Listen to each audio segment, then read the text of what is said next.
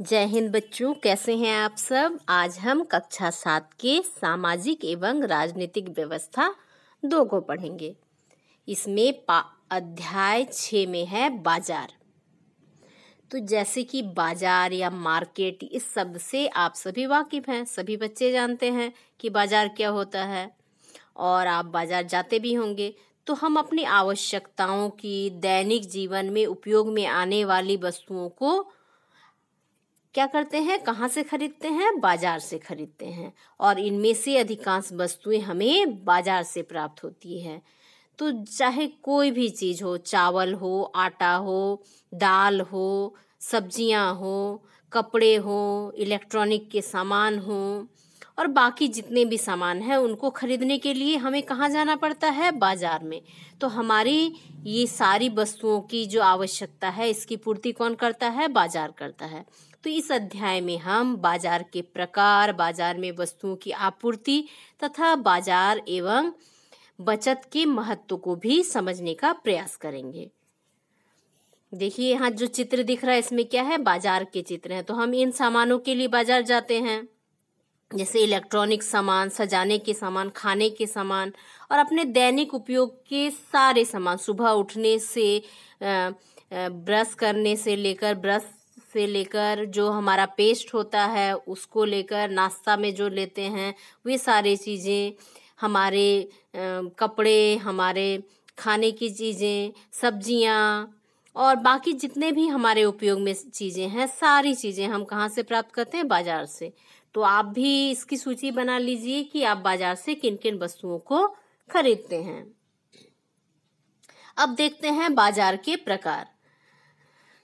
बाजार का मतलब उन सभी स्थानों से है जहां वस्तुओं का खरीदा या बेचा जाता है। तो वस्तुओं को जहां खरीदा जाता है और बेचा जाता है, तो ऐसे जगहों को कहते हैं बाजार। तो यह कई प्रकार का होता है। उदाहरण के लिए कुछ का वर्णन यहाँ किया जा रहा है। तो जैसे यहाँ चित्र में दिख रहा है, यहाँ लोग खरीद रहे हैं, कुछ लोग बेच रहे हैं। तो एक ऐसा स्थान जहां हम वस्तुओं को खरीदते हैं और कुछ लोग उनको बेचते भी हैं।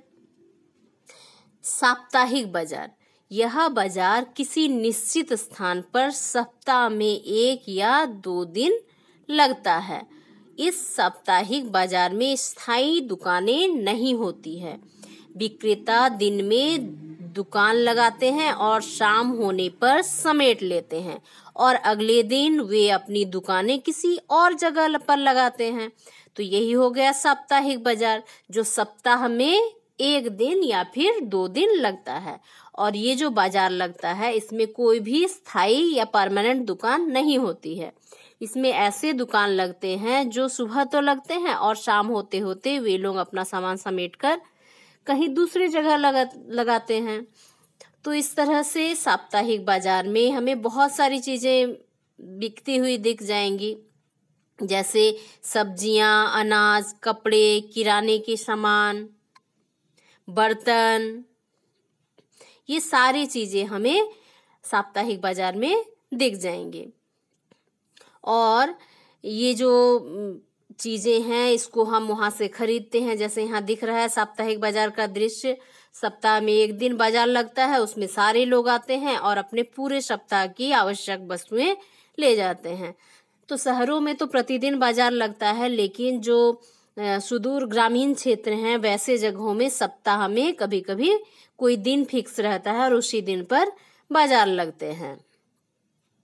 तो इसमें सब्जी से, अनाज से, कपड़े से लेकर बर्तन तक के सभी चीज सस्ते दामों पर उपलब्ध होते हैं। इसके कई कारण हो सकते हैं।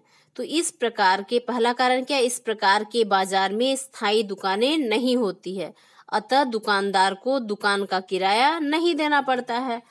जब दुकान का किराया देना पड़ेगा, किसी एक जगह में दुकान कोई किराए पर लेगा और वहां सामान बेचेगा, तो उसको वो अपने सामान में दुकान का किराया भी जोड़ देगा। लेकिन जो साप्ताहिक बाजार होते हैं, उसमें जो दुकानें होती हैं वो तो अस्थायी रूप से लगती हैं। किसी जगह पर आकर अपना सामान को फैलाया और सजाकर रखा और वहीं पर बेचा। तो इसमें उनको दुकान का कोई भाड़ा नहीं देना पड़ता, किराया नहीं देना पड़ता, जिसके कारण चीजों का जो मूल्य होता है थोड़ा कम होता है, सस्ता होता है। दूसरा कारण है सस्ता होने का कि दुकानों का संचालन प्राय दुकानदार खुद या अपने परिवार के सदस्यों की सहायता से करते हैं, जिस कारण उन्हें अलग से नियमित कर्मचारी की आवश्यकता नहीं होती। तो ऐसे आपने दुकानों में देखा होगा कि दुकान में बहुत सारे कर्मचारी होते हैं जो सामान को बेचने में दुकानदार की मदद करते हैं। लेकिन जो साप्ताहिक बाजार होता है उसमें या तो दुकानदार खुद सामान को बेचता है या फिर उसके घर के लोग रहते हैं, सदस्य रहते हैं। तो इसके लिए दुकानदार को कोई नियमित रूप से कोई वेतन नहीं देना पड़ता अपने कर्मचारियों को, जिसके कारण जो वस्तु का मूल्य होता है वो कम रहता है, बहुत ज्यादा नहीं बढ़ता। तो ये दो मुख्य कारण है साप्ताहिक बाजार में मूल्यों का नियंत्रित रहने का। अब देखिए बबलू का व्यापार। तो बबलू एक क्या है?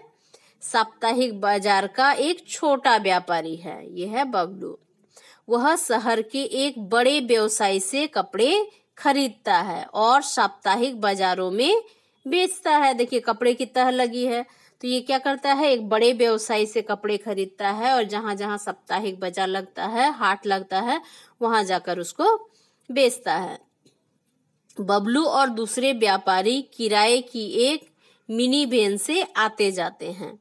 तो वे अपने सामानों को लाने के लिए एक छोटा सा वैन का प्रयोग करते हैं और उसके जो बाकी दुकानदार हैं, कुछ उसके मित्र दुकानदार, तो वे भी क्या करते हैं, उसी वैन का उपयोग करते हैं, क्योंकि उनकी सामान बहुत ज्यादा नहीं रहती, क्योंकि एक दिन का बाजार लगता है तो उसके अनुसार वे कम सामान लेके आते हैं। दशहरा, दिवाली, ईद, क्रिसमस जैसे त्योहारों के मौके पर वह अच्छा व्यवसाय कर लेता है। तो ये हो गए साप्ताहिक बाजार के व्यापारी। तो ये क्या करते हैं, सामान किसी बड़े दुकानदार से खरीद के लाते हैं, छोटे से वैन की सहायता से शहर में लेके आते हैं और उसको बेचते हैं। तो लेकिन जब कोई पर्व त्योहार होता है तो उस समय उनकी जो बिक्री है बहुत अच्छी होती है। अब देखते हैं मोहल्ले की दुकानें। तो हम अपने आसपास, घर के आसपास भी कुछ दुकानों को देखे होंगे जहां हम अपनी जरूरत की चीजों को जाकर खरीदते हैं। तो हम पास के जो किराना दुकान होता है उसमें अनाज, तेल, मसाले, डेयरी के दूध, दवा दुकान से दवाइयाँ और स्टेशनरी की दुकान से कॉपी कलम खरीदते हैं। तो ये दुकानें अक्सर पक्की और स्थायी होती हैं। तो ये जो मोहल्ले की दुकानें होती हैं वो स्थायी रूप से होती है, वो पक्की रहती हैं और उसमें दुकान चलता है, स्थायी रूप से चलता है, वो बदलता नहीं है। जैसे साप्ताहिक बाजार में क्या होता है, वो स्थायी रूप से लगाते हैं, शाम होते होते सामान समेट कर चले जाते हैं। लेकिन मोहल्ले की दुकानें स्थायी रूप से एक जगह होती है और मोहल्ले के या फिर आसपास के लोग उस दुकान से सामान खरीदने का काम करते हैं। जबकि सड़क किनारे फुटपाथ पर कुछ अस्थायी दुकानें भी मिलती हैं।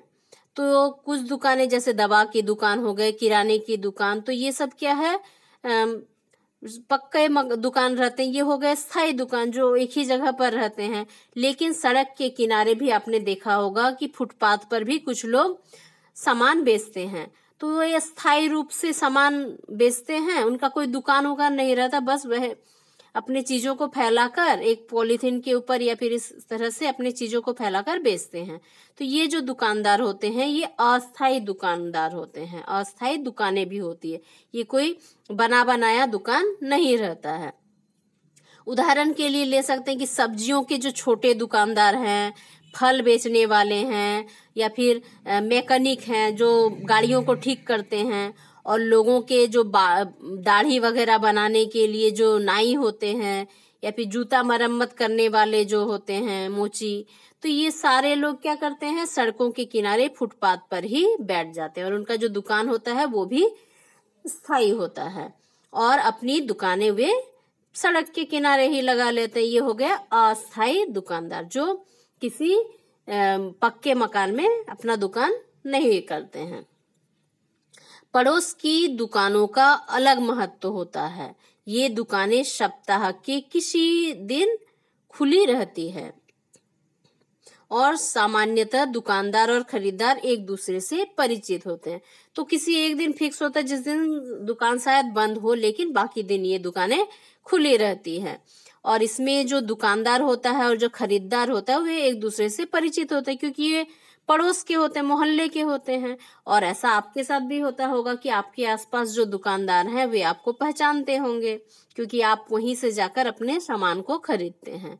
तो दुकानदार का व्यवहार पूर्णतः व्यावसायिक ना होकर आत्मीय भी होता है। तो ऐसे तो जो साप्ताहिक हाट होते हैं या फिर दूर के बाजार होते हैं, वे क्या होते हैं, बस व्यावसायिक करते हैं उनसे। तो व्यवसायी की तरह या कस्टमर की तरह, ग्राहक की तरह आपसे व्यवहार करते हैं। लेकिन जो आपके मोहल्ले के दुकान होते हैं उनके साथ व्यावसायिक संबंध ना होकर एक आत्मीय संबंध होता है, क्योंकि वे आपके परिचित होते हैं। और कभी कभी वे ग्राहकों को उधार देने के लिए भी तैयार हो जाते हैं। तो आपके आसपास भी ऐसा दुकान होगा जहां पर आपके माँ पिताजी या फिर आप भी जाकर सामान खरीद लेते हैं और एक खाते में लिखा देते हैं और वो पैसा बाद में देते हैं, मतलब उधार चलता है। अर्थात वे ग्राहकों को आज खरीदे गए सामान का भुगतान बाद में भी करने की सुविधा प्रदान करते हैं। मतलब आज आपने कोई सामान खरीदा, उसको लिखवा दिए और जब आपके पास पैसा आता है तब आप उसका भुगतान कर देते, उसको चुका देते हैं। तो ये सुविधा भी आज जो मोहल्ले की दुकान होती है उसमें रहती है। तो इसका उदाहरण देखते हैं। श्वेता एक दिन मोहल्ले की दुकान से किराने का कुछ सामान खरीदने पहुंची।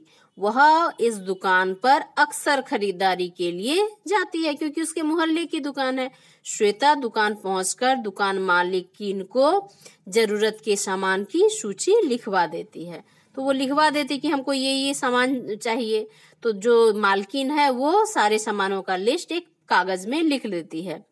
दुकान मालकिन ने अपने सहायकों को सामान पैक करने का निर्देश दिया और उनके दुकान में जो उनके सहायक हैं वे क्या करते हैं, उस लिस्ट को देखकर सामान को पैक करते हैं।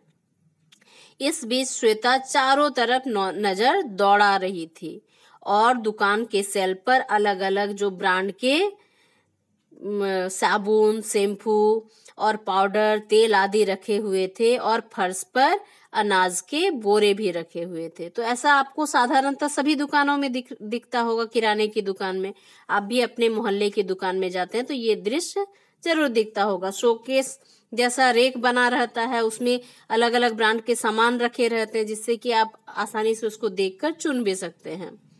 सारा सामान तौलने और बांधने में करीब 15 से 20 मिनट का समय लग गया। दुकान मालकिन उसने नोटबुक तथा अपने बड़े रजिस्टर में बिल की राशि दर्ज की। उनके पास एक नोटबुक या फिर एक बड़ा रजिस्टर होता है जिसमें कितना बिल हुआ उसको वो नोट कर लेती है मालकिन, जो दुकान की मालकिन होती है। बिल की राशि को बाद में उसके घर से चुका दिया जाता है। तो जो सामान खरीदने आते हैं उसके घर से बाद में सामान चुका दिया जाता है। मतलब ये क्या करती है श्वेता, उधार सामान खरीदती है, बाद में उसके घर के अभिभावक उसको चुका देते हैं। अब श्वेता अपने सामान को थैले में लेकर दुकान से बाहर निकले। तो दुकानदार के द्वारा उधार की सुविधा प्रदान करना क्या आपको अच्छा उचित लगता है कि ऐसा वे कर सकते हैं? तो ये ऐसा इसलिए करते हैं क्योंकि जो उनके ग्राहक होते हैं वे उनके परिचित होते हैं, उनके मोहल्ले के होते हैं। तो जब उनको पैसा वे नहीं चुकाते तो वो उनको बोल भी सकते हैं, क्योंकि वे उनको पहचानते हैं।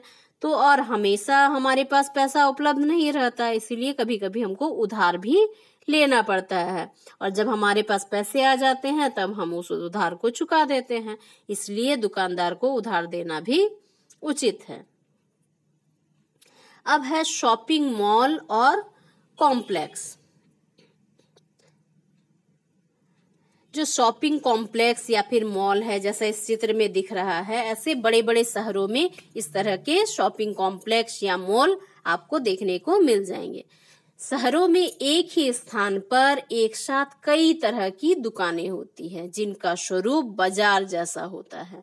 तो ऐसे तो आप सामान खरीदते हैं तो अलग अलग दुकानों में आपको जाना पड़ता है। किराने के लिए किराने की दुकान में, दवा के लिए दवा की दुकान में, कपड़े के लिए कपड़े की दुकान में। लेकिन एक ऐसा जगह भी होता है शहरों में जहां अलग अलग तरह की दुकानें एक जगह पर होती है और जिसका स्वरूप कैसा होता है, बाजार के जैसा। इन्हें शॉपिंग कॉम्प्लेक्स के नाम से भी जाना जाता है। कुछ शहरी इलाकों में बहुमंजिली वातानुकूलित दुकानें भी होती हैं, मतलब एयर कंडीशन होता है, जैसे ये दिख रहे हैं, ये भी आपने देखा होगा, और जिसकी अलग अलग मंजिलों में अलग अलग तरह की वस्तुएं मिलती हैं। तो हर मंजिल में अपना अलग अलग चीज हुआ, कहीं हो सकता है ग्रोसरी के सामान हो, किराने की सामान हो, उसके बाद कपड़े की कहीं हो, कहीं जूते की हो। तो इस तरह के अलग अलग दुकानों का सेट रहता है। उसमें आप वहां गए शॉपिंग कॉम्प्लेक्स पे तो आपको सारी सामान वहीं पर मिल जाएगी। और इस प्रकार की दुकानों को मॉल कहा जाता है, जिसकी अलग अलग मंजिलों पर अलग अलग तरह की वस्तु मिलती है, उसे मॉल कहा जाता है। और यहाँ ब्रांडेड सामान एवं कुछ बिना ब्रांड के सामान भी मिलते हैं। और ब्रांडेड सामान प्रायः महंगे होते हैं क्योंकि वे किसी ब्रांड के होते हैं, इसके कारण उसका ब्रांड के अनुसार उसकी जो कीमत होती है वो भी अधिक होती है। तो इस तरह आप समझ गए बाजार के अलग अलग रूप होते हैं, तो इससे आप परिचित हैं। लेकिन आप इसमें आप जो अंतर है उसको देखकर अपनी साथ तुलना करके ये बता सकते हैं कि बाजार किस तरह से अलग अलग तरीके के होते हैं। तो आज के लिए इतना ही, आप इसको पढ़ लीजिए। धन्यवाद।